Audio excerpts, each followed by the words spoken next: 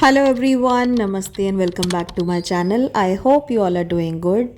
Title देखकर आप समझ ही गए होंगे कि ये वीडियो किसी एक पर्टिकुलर दिन का नहीं है। ये है मंडे का दिन और मंडे को मेरे घर के पास बहुत ही अच्छी मार्केट लगती है। स्पेशली फ्रूट्स एंड वेजिटेबल्स काफ़ी फ्रेश मिल जाते हैं, तो मैं ढेर सारे फ्रूट्स ले आई थी, जिसमें से ये मैंगोज़ मैंने पानी में डिप करके छोड़ दिए हैं थोड़ी देर के लिए। और भी काफ़ी सारे फ्रूट्स थे जिसको मैंने वॉश करके ऑलरेडी फ्रिज में रख दिया। बस एक मैंगो ऐसा होता है जिसको आपको कुछ देर के लिए इस तरीके से पानी में रखना ज़रूरी होता है ताकि उसकी गर्म तासीर निकल जाए।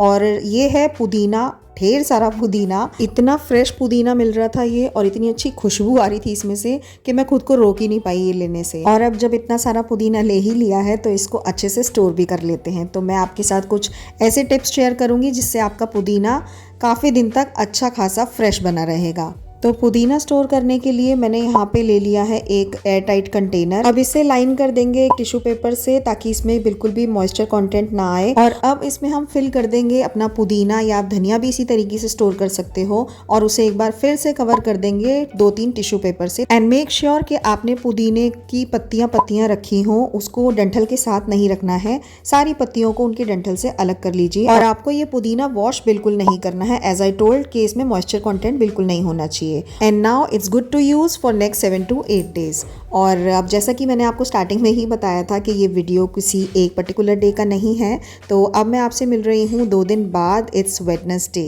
हाय एवरीवन, तो हम जा रहे हैं मेरे रिलेटिव्स के यहाँ, पूजा है और एक्चुअली उनके बेबी हुए हैं, ट्विंस बेबी हुए हैं उनके, और इसीलिए हमें वहाँ पे जाना है आज।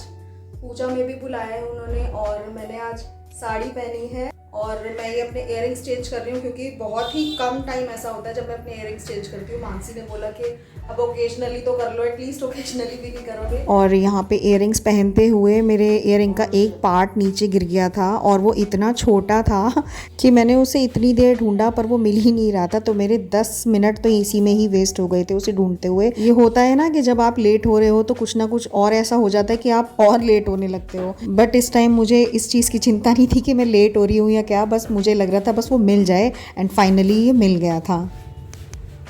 इसमें ये देख रहे हो आप, ये इयररिंग अलग है और इसमें ये चेन अलग है। अभी जब मैं पहन रही थी तो ये इसकी चेन ही अलग हो गई और मैं इतनी बुरी तरह डर गई, मुझे लगा अब तो गया मेरा इयररिंग, बेकार में मैंने पहना, बट थैंक गॉड मिल गया।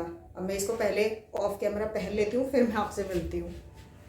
ये मैंने पहन लिया, बताना कैसे लग रहे हैं, बहुत टाइम बाद मैंने ये पहने हैं। नहीं तो यूजुअली तो मैं घर में रेगुलर में अपना वही पहने रहती हूँ, छोटी छोटी बालियाँ जो है मेरी, और चूड़ी भी डाल लेते हैं मैचिंग। फटाफट, मुझे अब लेट हो रहा है, 1 बज गए हैं और बस दैट्स इट। इसको संभाल के रख देते हैं, आके वापस यही पहननी है। और बच्चों को गिफ्ट देने के लिए हमने यहाँ पे ये 2 पैक रेडी कर लिए हैं दोनों बच्चों के लिए। इसमें बच्चों के कपड़े हैं और एक छोटी मोटी चीज़ें और हैं। बस ये बच्चों के लिए हमने छोटे छोटे गिफ्ट्स ले लिए हैं, यही दे देंगे बच्चों को। और मुझे बड़ा अच्छा लगता है छोटे बच्चों के लिए इस तरीके से शॉपिंग करना, बड़ा मज़ा आता है मुझे। अब मैं जल्दी से निकलते, मुझे हो रहा है लेट। मैं आपसे मिलती हूँ बाद में।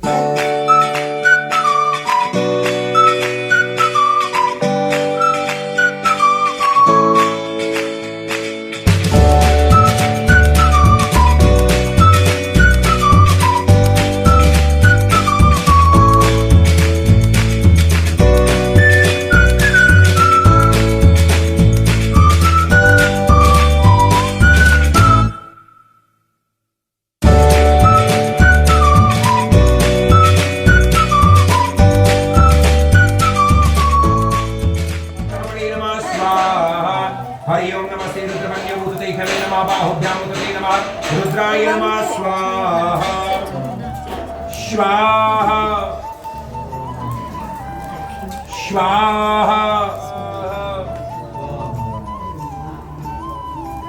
स्वाहा स्वाहा स्वाहा और ये हैं वो दो ट्विन्स जिनको वेलकम करने के लिए ये पूजा रखवाई गई थी। और please send your good wishes and blessings in the comment box for their good health and long life. ज़्यादा कुछ वहाँ पे मैंने शूट तो एज सच नहीं किया because you know everybody is not comfortable on the camera. और वहीं पे आज हमारा लंच भी हुआ, डिनर भी हुआ, सब अरेंजमेंट हो रखा था वहीं पे।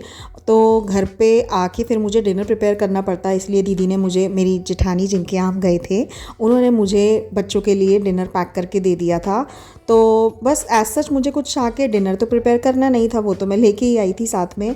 तो मैंने सोचा कि चलो कुछ मील प्रेप्स कर लेते हैं। लाइक ये कॉर्न्स रखे हुए थे 2-3 दिन से, इसे मैंने बॉईल करके रख लिया। और इसके बाद आलू भी बॉईल कर लिया था सेम कुकर में फॉर नेक्स्ट मॉर्निंग फॉर लक्षेज लंच बॉक्स। अब जब तक ये कॉर्न बॉईल हो रहे हैं तब तक मैंने सोचा कि चलो आज एक अच्छी वाली कुल्फ़ी रेडी करते हैं, होममेड कुल्फ़ी बनाते हैं। तो इसके लिए मैंने यहाँ पे 1 लीटर दूध रख दिया है बॉईल होने के लिए।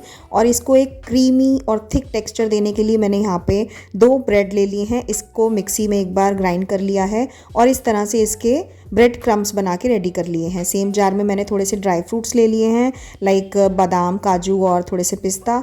इसको भी हल्का सा क्रश कर लिया है। और ये दोनों चीज़ें हम मिल्क में अब ऐड करेंगे जब उसमें एक अच्छा वाला बॉयल आ जाएगा तब। तो यहाँ पे मैं ये सारी ब्रेड, जो कि 2 ब्रेड्स थी, इसके क्रम्स ऐड कर दिए हैं मैंने। अच्छे से मिक्स कर दिया है उसे। और अब साथ में ऐड कर देंगे ये वाला ड्राई फ्रूट वाला मिक्सचर, जिससे कि हमने थोड़ा कोर्सली ही ग्राइंड किया था, एकदम उसका पाउडर नहीं बनाना है। इस तरह से रखना है जैसे कि मार्केट वाली कुल्फ़ी होती है ना, थोड़ा सा उसमें टेक्सचर आता है, बस बिल्कुल वैसा ही आपको थोड़ा सा दरदरापन रखना है। और इसी के साथ मैंने ऐड कर दिया है यहाँ पे केसर, काफ़ी अच्छा कलर आता है केसर से। और आप चाहो तो इलायची पाउडर भी इसी स्टेज पे ऐड कर सकते हो। और स्वीटनेस के लिए मैंने ऐड किया है मिल्क मेड, मेरे पास रखा हुआ था। अदरवाइज़ आप इसमें शुगर भी ऐड कर सकते हो। और ये देखिए, देखते ही देखते कितना थिक, कितना क्रीमी इसका टेक्सचर हो गया है। अब मैं आपको इसके बैक साइड पे दिखाती हूँ। ये देखिए कितना इस पे अच्छे से चिपका हुआ है स्पैचुला पे मिल्क। और यही इसकी पहचान है कि अब आपको गैस ऑफ कर देना है, अदरवाइज़ ये और भी ज़्यादा थिक होता जाएगा। और बस अब इसे हम रख देंगे साइड में ठंडा होने के लिए।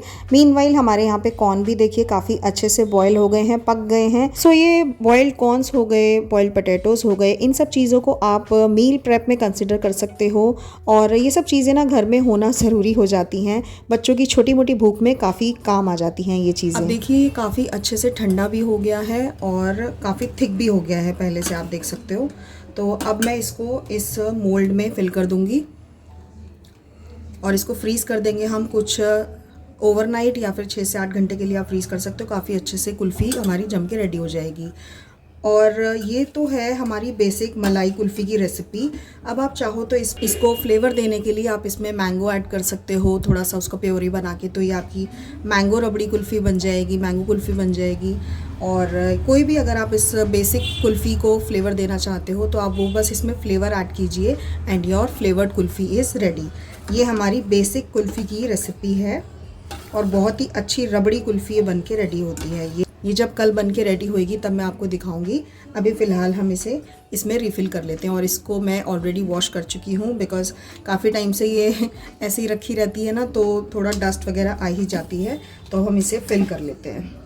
अच्छा, एक चीज़ और, अब आप इसको चाहो ना तो एक बार इसको मिक्सी में चर्न कर सकते हो, बिल्कुल एकदम स्मूथ आपकी कुल्फ़ी बन के रेडी होएगी। बट मैंने इसको थोड़ा मार्केट स्टाइल ही बनाना है, बच्चों को वैसी ही पसंद आती है। थोड़ा सा उसमें एक टेक्सचर रहना चाहिए ना, जो कुल्फ़ी वाला टेक्सचर होता है, थोड़ा सा यू नो, तो बस वही टेक्सचर मुझे रखना है इसमें। और इसीलिए मैं इसको मिक्सी में चर्न नहीं करने वाली हूँ। बट अगर आपको स्मूथ एकदम आपकी कुल्फ़ी चाहिए तो आप इसको एक बार मिक्सी में चला सकते हो। तो अब हम इसको जल्दी से इसमें फिल कर लेते हैं।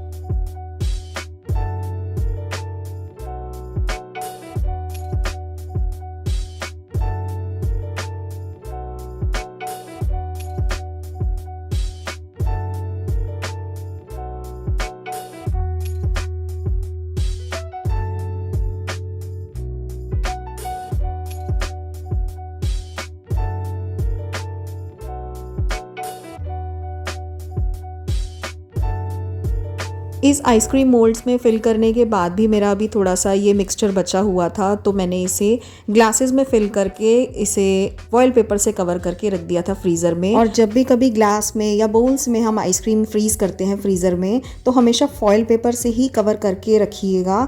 इससे क्या होता है ना कि जो एक आइसिंग टेक्सचर होता है ना, बर्फ़ सी जो जम जाती है, वो बर्फ़ नहीं जमेगी आपकी आइसक्रीम में, वो क्रीमी टेक्सचर ही रहेगा। और बस यहाँ पे हमारे कॉर्न्स भी ठंडे हो गए थे, उसे भी मैंने एक कंटेनर में ट्रांसफ़र करके उसे फ्रिज में रख दिया था। और ये है हमारी आइसक्रीम, जिसे मैंने छोड़ दिया था रात भर फ्रीज़र में। And this is the next day. इस आइसक्रीम मोल्ड का जो बॉटम है, दिस इज सिलिकॉन बेस्ड, तो आपको इस मोल्ड को पानी में डालने की ज़रूरत नहीं है। You have to give it a push and your popsicle is out. और ये कुल्फ़ी इतनी टेस्टी बनी थी, without any cream, without any malai. ये मलाई कुल्फ़ी बन के हमारी रेडी थी। You must give this recipe a try.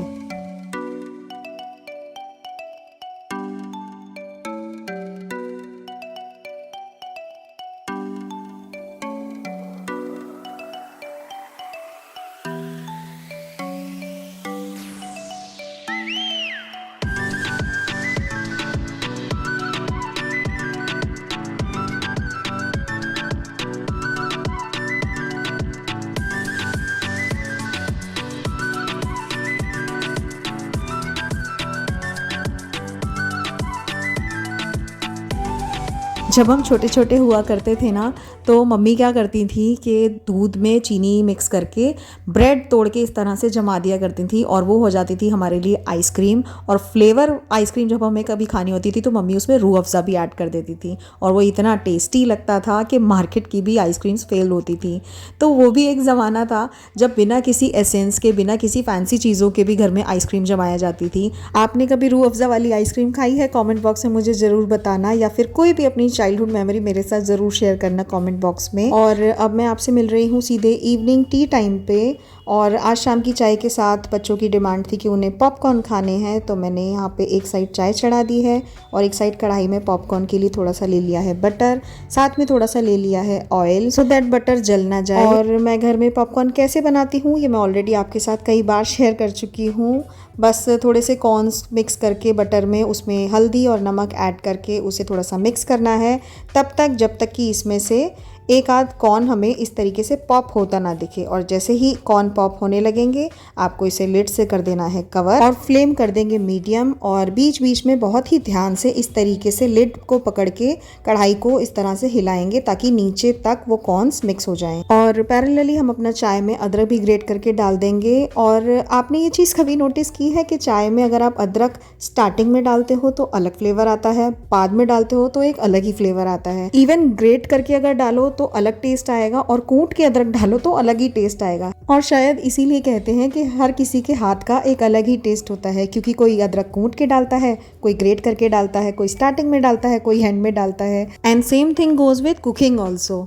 और इसी के साथ हमारी ये चाय भी बन गई, और यहाँ पे हमारे पॉपकॉर्न भी रेडी है। इसके बाद हमने पॉपकॉर्न एंजॉय किए विद चाय, और उसके बाद मैं निकल गई थी मार्केट, और फिर मैंने कुछ भी आगे शूट नहीं किया।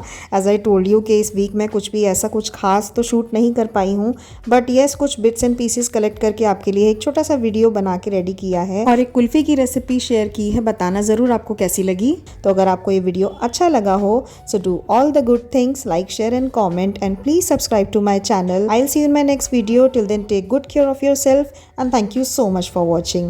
Bye bye.